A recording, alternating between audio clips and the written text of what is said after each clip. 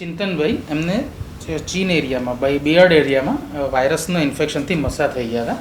લગભગ એકાદ વર્ષ કદાચ થયું હશે, આઈ થિંક સો. શરૂઆતમાં અમે CO2 લેસરથી એકવાર બધા ક્લિયર કર્યા અને પછી એનો ચેપ સ્પ્રેડ ના થાય એના માટે કદાચ લગભગ 15 સિટિંગથી આ ક્રાયો રોલર થેરાપી આપણે ત્યાં ચાલુ છે.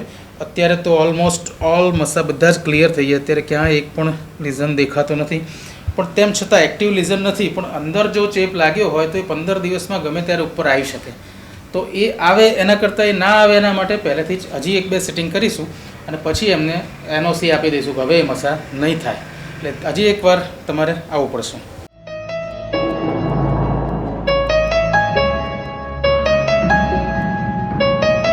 જનરલાઇઝ ટ્રીટમેન્ટ કરીએ છીએ. મસા કદાચ ચીનમાં બિયર્ડમાં જ હતા, પણ આખો ફેસ કવર કરવો એડવાઇઝેબલ છે. અને ચેપ સ્પ્રેડ થયો હોય તો આપણને ઉપર દેખાવાનું નથી.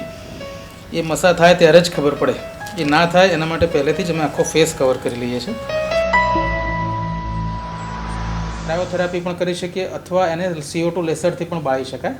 એ બને મોટે ભાગે 4 કે 5 સેશનમાં એને અમે ક્લિયરન્સ આપી શકીએ.